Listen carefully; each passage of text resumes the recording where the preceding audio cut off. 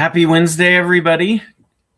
Welcome to Lunch with EFI. We're joined today by Jay Green, Jason Bedrick, and myself. And we're going to start off with an appetizer. And I should start by saying we missed last week.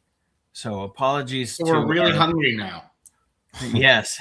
Having missed lunch. That's right. We had our dedicated viewers. We owe you an apology for missing last week, but rest assured, we were hard at work doing other important things. So we can note actually that many of the regulars on this podcast were actually at the Conservative Vision of Education conference, the third one that we've hosted just outside of Phoenix. And I thought it was very productive this year. It really was. I was glad to be there. Thank you for the invitation. I think it was a success. It was a great group of people, a great set of topics were covered, and interesting, and I think useful. So thank you. And of course, that is where the Phoenix Declaration was conceived 3 years ago and released, or actually, I guess 2 years ago is the third year. So 2 years ago, released last year. And we announced that the Phoenix Principles book out in stores this fall. You can. So it's part of your appetizer. So part of the appetizer, right? Yeah. So I have actually two brief appetizers this week. One is that the Phoenix Declaration is making waves. It has been introduced as a resolution by Representative Samantha Fett of the Iowa State Legislature and a dozen of her colleagues. So they are endorsing the Phoenix Declaration. How many states now have it or are considering it? Well, right now there's only one state that has adopted it, and that is Florida. But we have some folks now in Iowa. It's officially introduced. It's only the third, fourth largest state in the country? Right. I know there's some folks. The Texas legislature is out of session this year, but we've got a lot of interest. So hopefully we'll get that adopted next year when they come back into session in Texas. We are in talks in Arizona, Kansas, Oklahoma, West Virginia, New Hampshire, and elsewhere. So hopefully we'll see this start to spread, because it's important that conservatives not just be reactive to whatever the left is doing, right? The left is pushing critical race theory. The left is pushing gender ideology, Common Core, social emotional learning. And the right is too often reactive. Yes, we have to fight all of those things, but why are we fighting them? Well, because there are some things that we affirm. And so we should be talking about truth and goodness, cultural transmission, character formation, citizenship. These were the things. A lot of the things in the Phoenix Declaration, at first blush when I read it, I thought, oh, this is all obvious. Like, why do you have to say it? Because it turns out it's not obvious. Because as you said earlier, there are all these other agendas out there that are inconsistent with these fairly obvious common sense things. So you have to actually articulate them and embrace them in some formal way. And the Phoenix Declaration helps school systems do that. Yes, and what I found too is speaking to a lot of school board members. Some of these people, they ran for school board because they were really upset about Common Core, or they ran for school board because they didn't like the mask mandate, or there was a pornographic book in their child's class. And they said, well, we got elected, and then we were like the dog that caught the car. Like we knew that we wanted to get these things out, but then what do we replace them with? Well, we do need that positive agenda. And this Phoenix Declaration helps set the agenda. It says, look, these are the things you should be aiming toward. So what are you doing to make sure that your school is focused on character education or citizenship? How are you measuring it? What sort of professional development are you doing toward this? There's a whole bunch of questions that legislate. And these questions, by the way, are in the appendix of the forthcoming Phoenix Principles book, out hopefully this August with Encounter Books. But Matt, you were about to ask a question. Yeah, I was just, and you kind of said it there. I think, if I remember right, and you can tell me exactly, but the Phoenix Declaration, the intent behind it was, I believe, to create a positive vision. It's one thing to fight again, and that has, of course, we have to do that, right? We have to fight against the things that we see as destructive and harmful, and all of that stuff, and that's good and right. But in addition to that, there should be a positive vision put forth that says, what is it that we do want? And so, like I said, you kind of addressed that there, but I think that's the void, the vacuum that it's filling. And I think that's why there's probably, at least some big part of why it's so popular, why you're getting a lot of interest, and why it saw so much success in Florida, for instance. Yeah, and I have to say, speaking to a lot, especially conservatives, they read it and they're like, yes, like this is what I already believe. Like, I'm not persuading them. We're essentially just articulating something that they already believed, but that had not yet been articulated. And even those on the center left, the liberals that are more in the Frederick Douglass, Martin Luther King Jr. tradition, who maybe, they believe in the principles of the founding of the Declaration. Right. Old school patriotic left, the patriotic left, right? World. Yes, we don't think America has fully lived up to its ideals, but we think that the ideals of the Declaration are the right ideals. Right. They're on board. And those on the far left, like, Ibram X. Kendi and the critical race theorists and the 1619 Project, who think that America is fundamentally racist and irredeemable and we should scrap the Constitution and the Declaration and start over, they obviously don't like this. But fine, they don't have to. They're not just as there are the creepy post libs on the right who also. I was just going to say that, right? We have those on the right who also want to get rid of the Declaration and the Constitution and start over with something. And one of their chief supporters actually is Tucker Carlson. Tucker Carlson, somebody who has been promoting these post libs and sort of portraying himself as the voice of the right. Well, let's see. He just had somebody on his podcast a few weeks ago who was running in a primary in Texas, right? Okay, so this is a red state. This is a red district, right? If Tucker's really the voice of MAGA and he's promoting a certain candidate, we might expect that he's going to win, or at the very least be very competitive, right? No.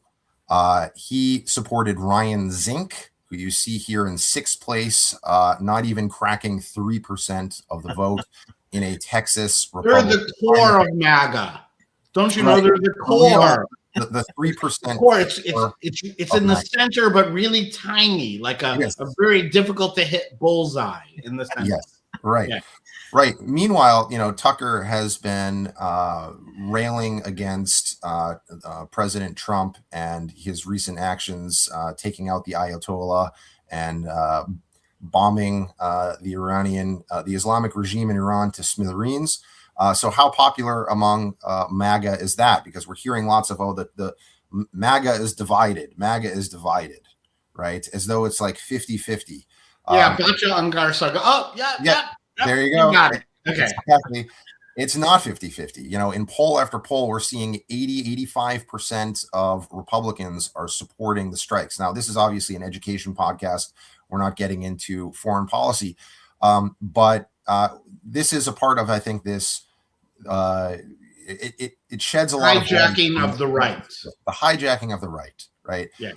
And so the Tucker Carlson wing of the party is not, a 50% wing. There are two wing. No, it is a tiny little fraction that has outsized influence on social media, because the statistics on how many people are listening to your podcast or how many people are retweeting you can be juked.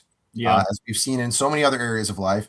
It does not distinguish between, a Republican in Texas who's a real living human being or a bot in Pakistan. They both. And it also doesn't distinguish between a listener who believes or is persuaded and a listener who is entertained by something ridiculous. Right. But the Pakistan and that's real. Bots, that's real. Entertained are not showing up to vote. Right. Or being persuaded to vote in their way. Right. Exactly. Thus not cracking 3% in a primary. Right. In a Republican primary. So this is important to note, and it's funny. I saw somebody said, "Oh, every Republican endorsed by President Trump won his primary in Texas," and then someone pops their head up to say, "Not true. The agriculture commissioner that was endorsed by Trump lost." Like, okay, the ag commissioner, but everybody else, so Trump really is the voice of MAGA, and Tucker Carlson. It does raise questions about what the Republican Party and MAGA will be post-Trump. I mean, and that's a problem. And Trump is many things, but he is not much of an institution builder. No. And so, I mean, it's something to worry about. And so it's reasonable to worry about the creepy post-libs because they are in the process of hijacking things. They like coups, Yes. so to speak. And so we should keep our eye on them for that reason, but we shouldn't fool ourselves into thinking that they're a big and powerful crowd, because they're not that big and they're not that powerful. Right. And there's no evidence that they are the future of the Republican Party, or even the future of the conservative wing of the Republican Party. Or the future of podcasting. They may not even be. Yeah, who knows? It's a little bit like yeah. Go ahead. No, their limits are actually quite low. Unlike the university visas where the sky is the limit, Jay. Yeah, look at that. Jason's nice. A+ for transition. So I want to talk about a piece that I wrote in December as part of a collection of essays that AEI gathered in response to the Compact for Higher Education that the Trump administration had put together. And I was asked to write about the part addressing foreign entanglements. And the main thrust of that piece that I wrote was that actually the Trump administration didn't go far enough. Most of the other pieces in this collection of essays on the compact were critical of Trump going too far, that directionally it was right, but went too far, or didn't have appropriate process. I actually made the opposite sort of criticism, that the compact didn't go far enough in addressing the problems of foreign entanglements in higher education. And the main reason for that is that it did not address the unlimited number of people that universities can bring in from abroad, the unlimited number of F-1 visas they can bring in, and then it's a gateway, a pipeline into then H-1B visas after that. And so the compact did call for a 15% cap on F-1 visas for undergraduate enrollment at universities. But as it turns out, almost no one goes above that cap right now. Harvard currently is at 15% for undergraduate enrollment coming from abroad with F-1 visas. But the total enrollment at Harvard is 27% foreign. And the reason for that is that most of the F-1 visas, the big number, is in grad school, not in undergraduate enrollment. So capping it in undergraduate enrollment doesn't really cap it at all, because that's not where they are. The foreign enrollment that's unlimited flowing into the U.S. universities is flowing into graduate school. So that in selective elite programs, we're talking about 40 plus percent foreign. Now, this is not merely a function of searching for the highest talent worldwide. Okay, although there is some of that. Some of that is that foreigners are really good at math and Americans are not achieving as well, and so in the sciences maybe there is a tilt towards foreign enrollment, but that's not really entirely what's going on here. The other thing that's really going on here is that this is the end run to come into the U.S.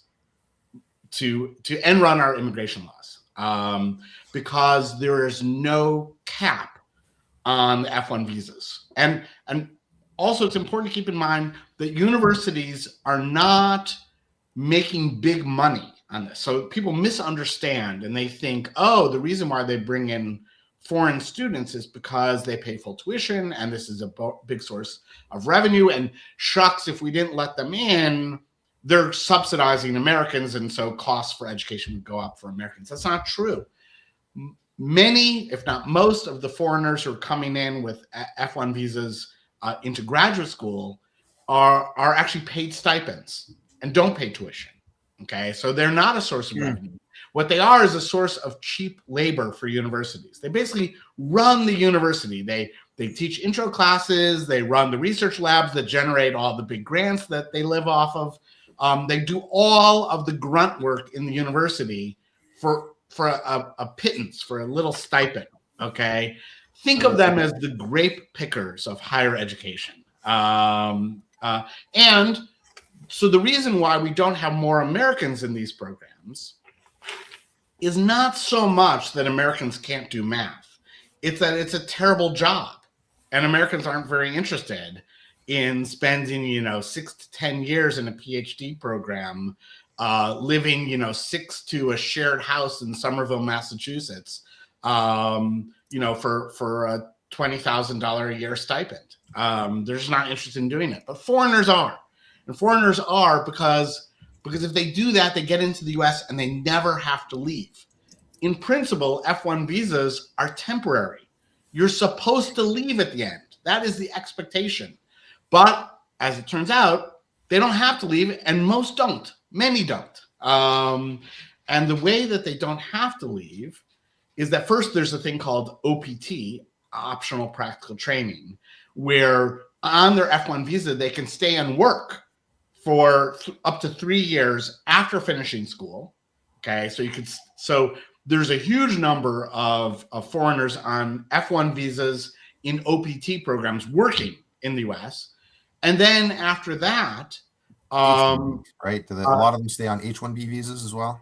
So H1, then you start working the easiest thing, OPT requires that you work in your field.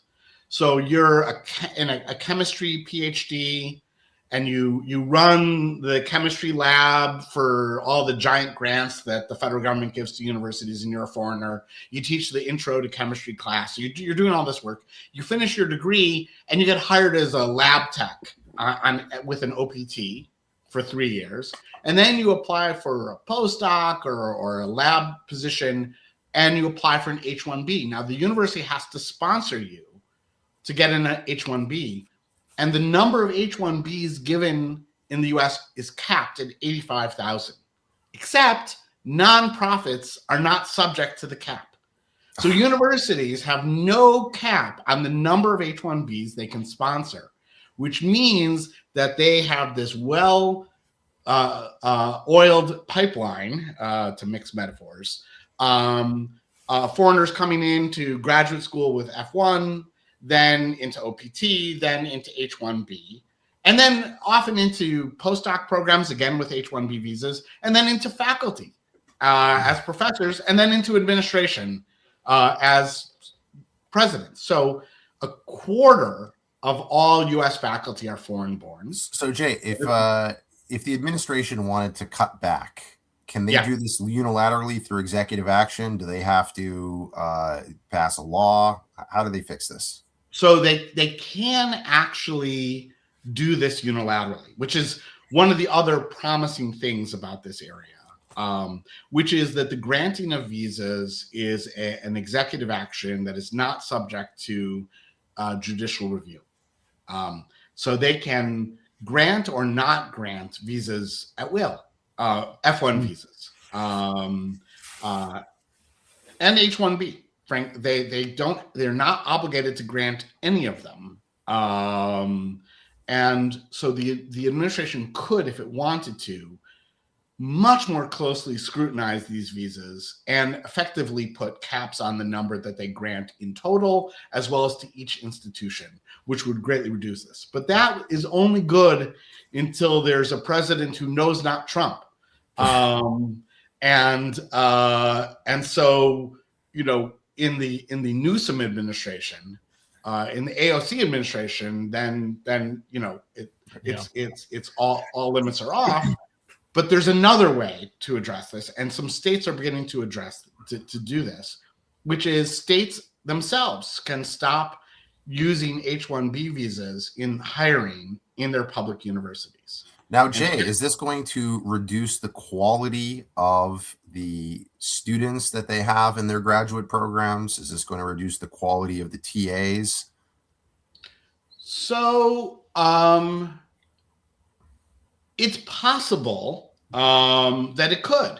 But as it turns out, there are many factors that have to be weighed when deciding who's in the US. We don't just say to Google, search the world for the world's best coders. And wherever you find the world's best coders, you get to bring them into the US with unlimited number of visas. Google has the number of visas they can sponsor, H-1B visas they can sponsor, capped. But so it's not merely a matter of whether a foreign worker is high quality or not. That isn't the only consideration. We're also worried about the rate at which we let people in, not because we hate people from abroad. We like people from abroad, and we like the skills and energy that they bring to this country.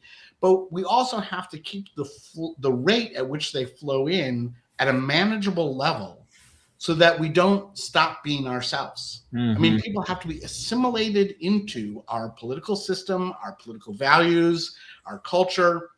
And obviously they influence our values and our culture, which is a good thing, but too much influence is a bad thing because then we stop being ourselves. Now, unless we think that we're bad, that America is bad, that our political values are bad, that our political traditions are bad, we should have some worry about preserving those things, which means that we have to not forbid all foreigners from entering, but we have to keep it at a manageable level.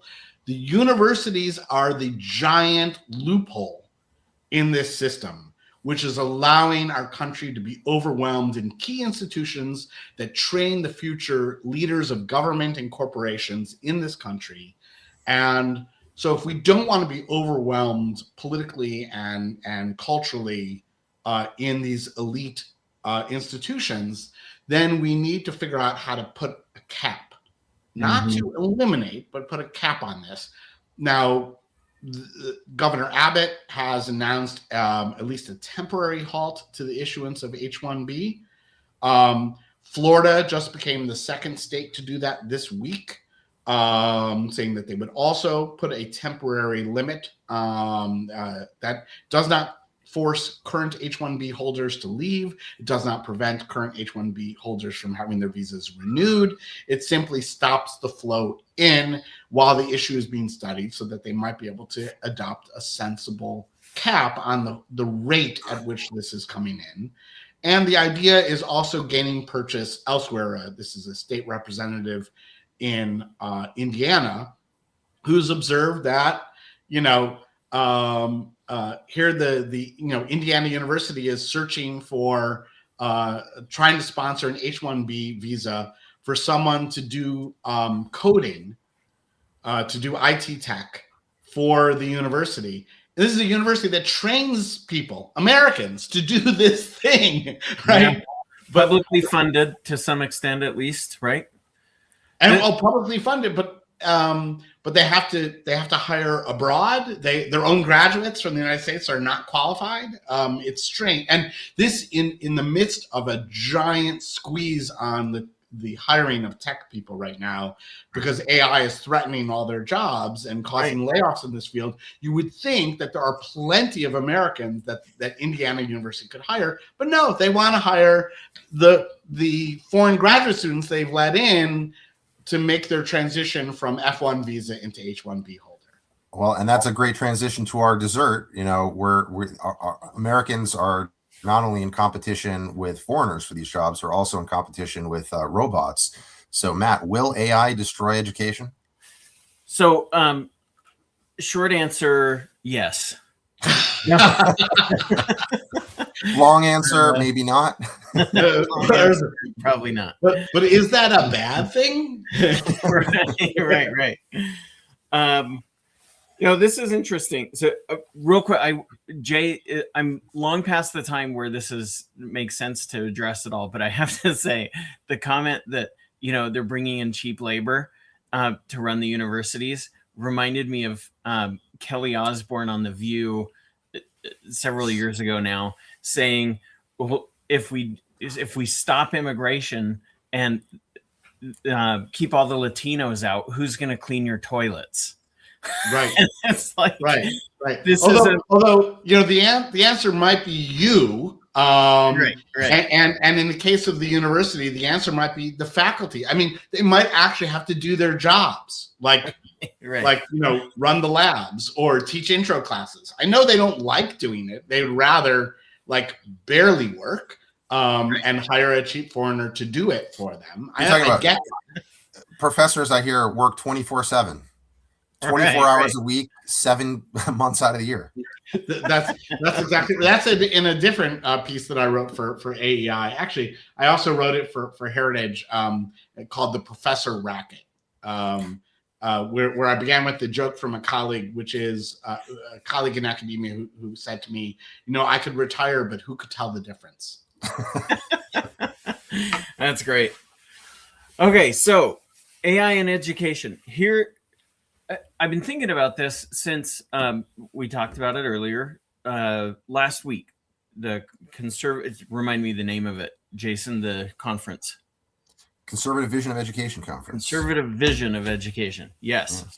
So one of the sessions at this conference last week was on AI in education, and 2 presenters gave opposing views, and it was very interesting. Sparked some good conversation.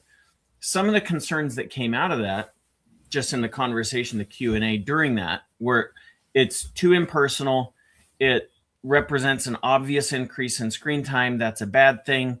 It's unproven. We should not dive headfirst into this without really understanding all of the implications and what will that mean for student learning. And then an interesting argument was made, not convincingly in my view, but interesting argument was made that it's spiritually destructive. So these are the 4 points that I wanted to focus on and at least get your guys' thoughts on. Okay. I will say, before we jump into that, I have one other thought, and I expressed this during the Q&A in response to the 2 presenters. I said, education is a very faddish industry, so everyone loves the newest, brightest, shiny penny, right? We got to do this. We got to do that. We got to get Chromebooks for everybody. We got to jump into whatever, right? And the newest, best thing is just too hard to pass up. AI, I believe, is that. I believe it will be far overdone. I think that across the country, people will jump in head first and not ask. Okay, so it might be stupid, but why is it not lethal, right? You want, something can be misused or even counterproductive, but it doesn't mean the end of the world. So why? Right. And there are people out there who are saying this is the end of the education world, and you don't think so. I don't think so. I think, these people believe that what AI in education means is that teachers are gone and kids sit in front of screens for 7 hours a day instead of in front of an instructor. It's a little bit like Soylent Green. The question is, how does it taste? So, right. I don't know, compared to the teacher, I mean, maybe better. I'm not sure. Well, and so I think the people the doomsdayers that are saying that are really missing what proper implementation would really look like, which is really about, as I understand it, 90 to 120 minutes a day, because it's customized, personalized instruction using AI. That's kind of the point of the thing, right? You get a teacher just for you, essentially. And then the rest of your time is spent doing projects, or diving down into a particular subject that's more interesting to you, or going outside, right, and playing. And so whatever that looks like, I think is not the absolute black-pilled version of what a lot of these people believe and what they think that it will be. Having said that, I do think that it absolutely 100% will be overdone. I think that people will jump in too far without asking the proper questions. You mean the sector where schools that were saying, "Oh, we're going to give an iPad to every kid," without actually thinking through what that's going to mean? You think what are we going to do with the iPad? Yeah, right. How else can they access TikTok? Yeah, I remember when I was in grad school, they had this. They had a study on this one laptop per, 1-to-1 laptop policy, right? Every kid gets a laptop. And what they found was that it dramatically lowered test scores. Because from the school's perspective, they're thinking, okay, we're giving them this device that's like a calculator and all these other educational tools all put into one. But what they're also doing is they're giving kids a video game console, right? And access to the internet and social media and all these things. And guess how the kids are using their time? Not fiddling around with the calculator and the educational software. So it ended up, and who did it hurt worst? Low income students, right? Probably because the kids from higher income families, A, already had access to a laptop, so didn't have that much of an effect. And B, their parents are on average probably more engaged, making sure, they're doing their piano lessons or whatever else it is. But the lowest income kids were the ones who had the most negative effects. So go figure. Interesting. So we're out of time.